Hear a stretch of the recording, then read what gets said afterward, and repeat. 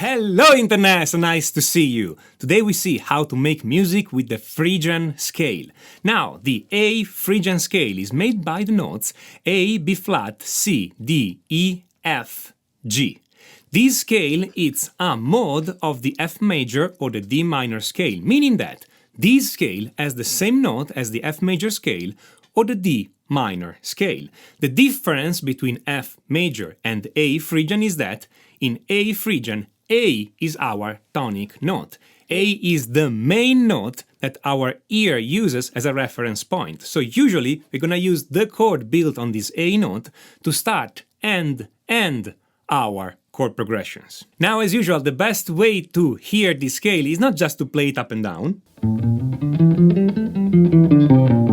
but to harmonize it, that is, to build the chord inside the scale. So, on the A note, I can build the A minor chord, A, C, E. On the B flat note, I can build the B flat major chord, B flat, D, F. On C, I can build a C major chord, C, E, G. On D, I can build a D minor chord, D, F, A. On E, I can build an E diminished triad, E, G, B flat. On F, I can build an F major triad, F, A, C. And on G, I can build a G minor triad, G, B flat, D. If I compare the Phrygian scale with the more common A natural minor scale, A, B, C, D, E, F, G, I see that the only note of difference is this B flat note in A Phrygian. This note of difference creates a difference in three chords, because the chords in A minor are A minor, B diminished, C, D minor, E minor, F, G. So there are three chords of difference, this B flat rather than B diminished, this E diminished rather than E minor, and this G minor rather than G major. This also means that somewhere in our chord progression we want to play one of those three chords, otherwise our chord progression will sound exactly like a chord progression in natural minor. And what's the point of using A Phrygian if it sounds like natural minor? All our chord progression in A Phrygian will start and end with A minor to make sure that you hear A as the tonic note. The most typical chord progression is A minor, B flat. You can play those two chords as they are.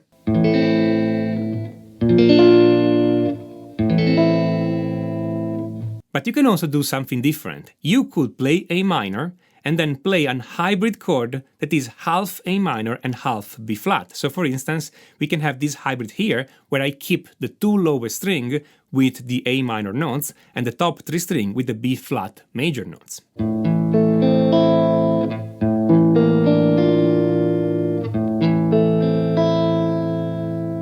Or if you don't like the sound of this E note here, you can just keep the bass of A and so play A minor and B flat with a bass of A.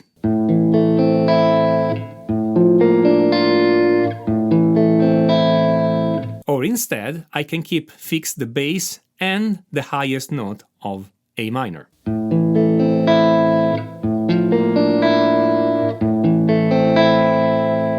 Or I can do completely the opposite. I'm gonna keep the upper part of A minor and change the lower part to follow B flat. So for instance, I can have this kind of hybrid here when the top three strings keep the A minor notes and the bottom two change to B flat.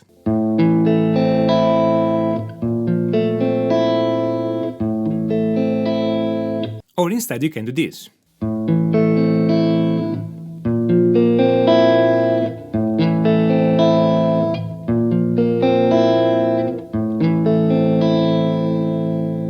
There are so many variations with the same general Phrygian emotion, but with different nuance.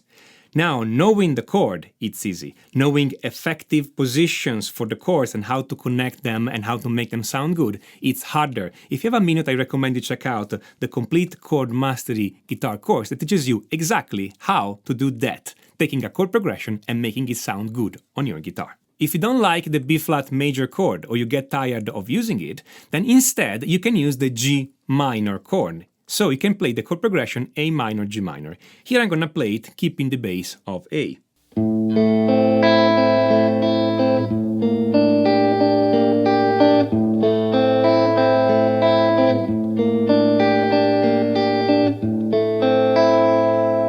Another interesting chord that is underexplored is this E diminished triad.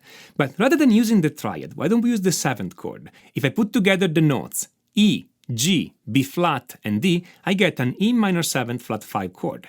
This chord can also be inverted as a G minor 6th or a G minor /E depending on what note you put in the bass. So for instance, if I play A minor and then I follow with E minor 7 flat 5 with a bass of A, I have this chord progression.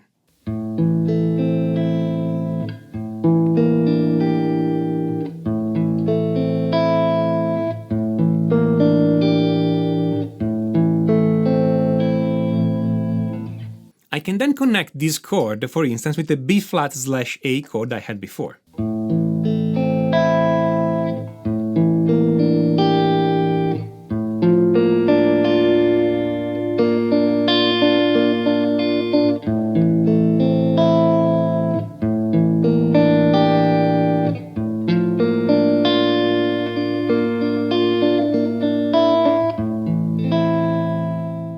The C chord in the A Phrygian scale sounds really similar to the A minor chord and gives us no problem.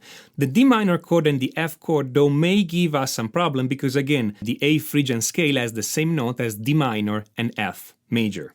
So if you play them in the wrong moment, your ear may switch hearing the whole chord progression in D minor or in F major, spoiling the Phrygian effect. But in the case of the Phrygian scale, this is quite easy to fix. If you play a D minor, don't use D minor in root position, use it in second inversion, that is D minor with a bass of A, coming or going to A minor. If you do that, the D minor sound will be quite weak and you will still hear A as the tonic of your scale. So for instance, I can play A minor, D minor/A, B flat/A, A minor.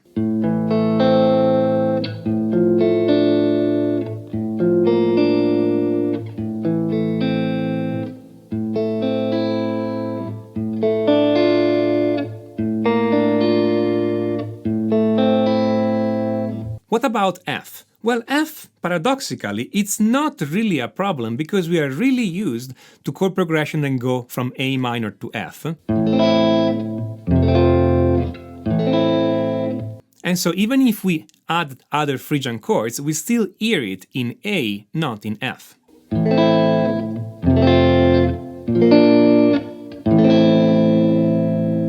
So unless you play something that definitely points you to F, like for instance if you play C7 then F, the F chord is not a problem. How about lead playing?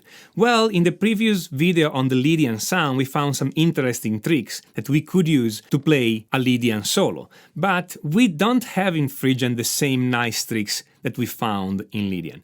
Playing a lead in Phrygian, it's not really hard if you know what you're doing, but there are a few gotchas here and there, and those can't really be explained effectively and meaningful in just a few minutes. I mean, unless you want me to say just use your ears, but that's not really great advice now.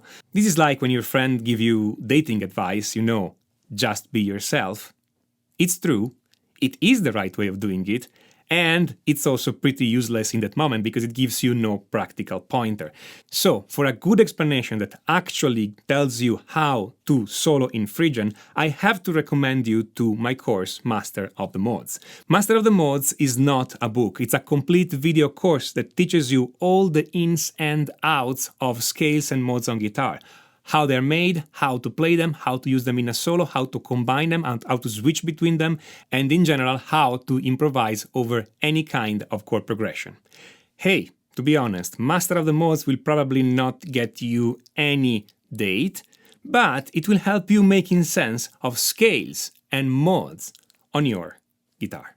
If you have a minute, click on the link on the top right and check out Master of the Modes.